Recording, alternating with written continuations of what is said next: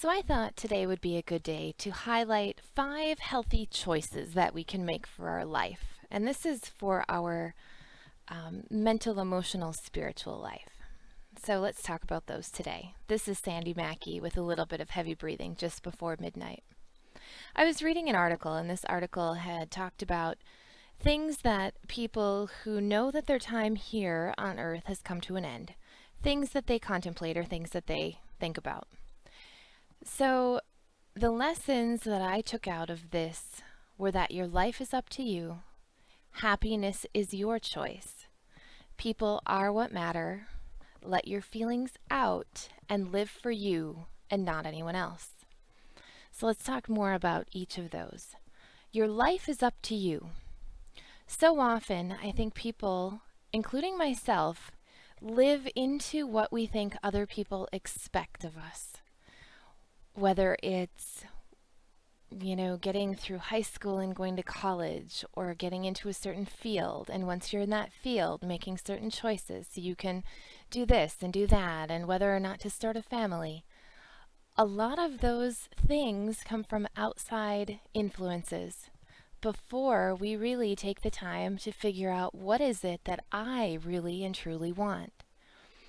What decisions can I make that will get me toward my dreams? And do I even know what my dreams are? Have I taken the time to think about if the sky was no limit and money was not an object, what is it that would make my heart sing? I think those are really where those decisions need to be based from.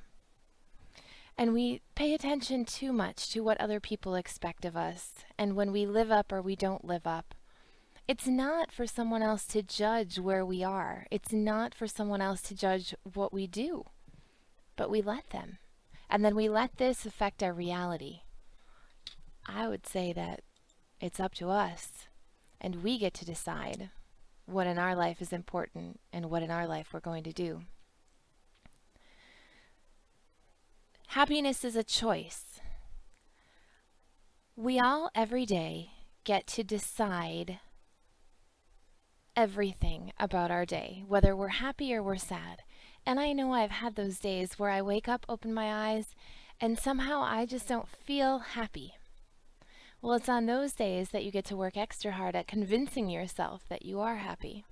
Because happiness is up to us. It's not up to anyone else, and it's not up to outside influences. People could try to support you in every way possible, and you could still be unhappy because it starts from the inside. Patterns and habits and the way that you're living, and whether or not you're living into someone else's reality or your own, those could be some of the major factors in being happy.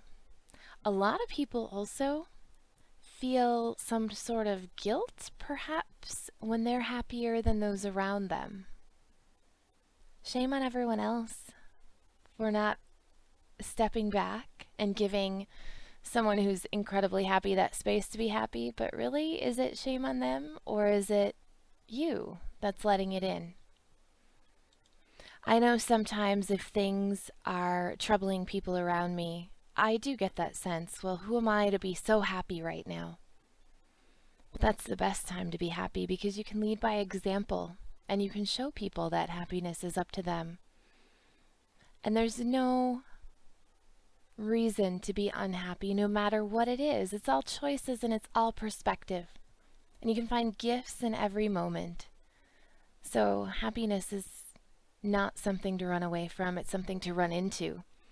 And if you have the opportunity to be with really happy people, I would run toward them. Another one is people are what matter. It's those connections with family, with friends, and with ourself that in this experience that we're all sharing, that's what matters. So when someone is hurting, reach out. When you're hurting, reach out. Don't try to do it alone. There's plenty of people. 2 people can carry something a whole lot easier than 1 person. So when something hurts, communicate with each other. And when things are good, communicate with each other to be happy. There's a lot of ways that we can stay connected, remain connected, and let people know that they matter. And sometimes that's all the difference in the world, letting people know that they matter. Another guideline is let your feelings out. This goes with happiness, if happiness is a feeling, although we could argue that happiness is a state of being.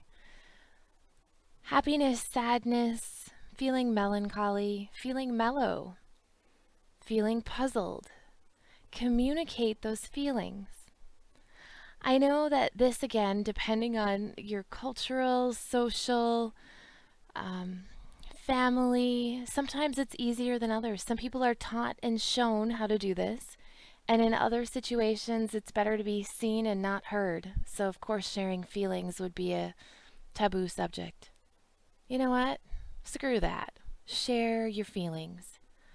A lot of disease and a lot of illness results from energy that we carry as unresolved emotions in our body. I know this to be the case. I absolutely know it. So if you're holding on to any feelings, they're just working on you from the inside. And if you share feelings and let it go and let them be what they are, then you get to let it go and you get to create a healthier space and a healthier place. And allow other people to share their feelings, but don't be a feeling magnet. Don't let other people's feelings schmuck onto you and then you carry them around. Observe them for what they are, someone's feelings. Acknowledge it, support it, and then let it go. Let it go and find that happy place of joy. Have a song that'll get you up out of a melancholy mood.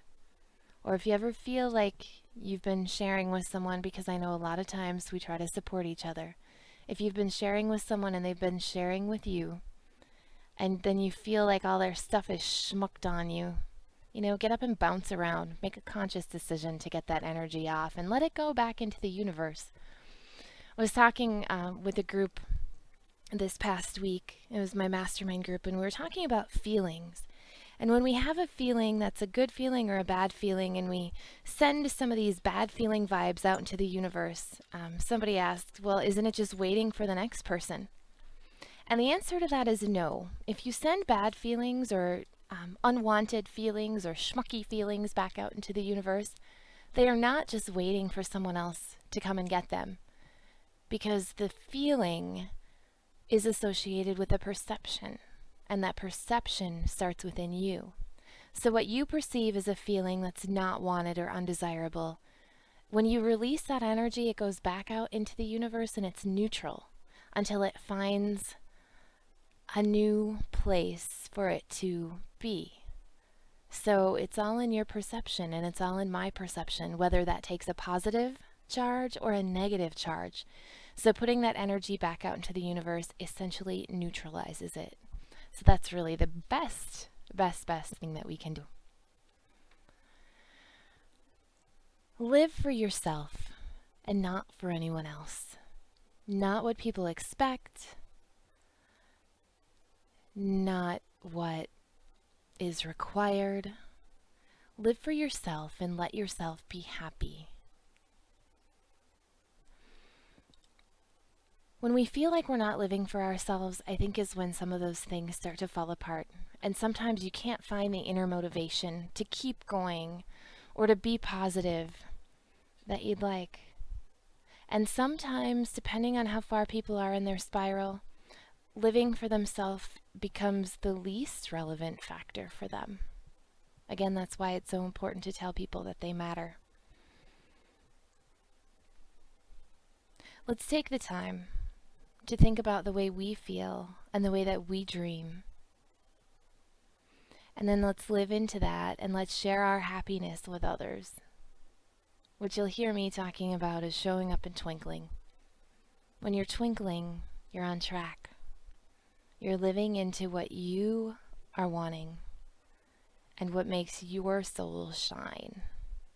We can't help anyone else until we've helped ourselves, and being happy is the single most important foundational building block of that entire process. Until next time, show up and sparkle.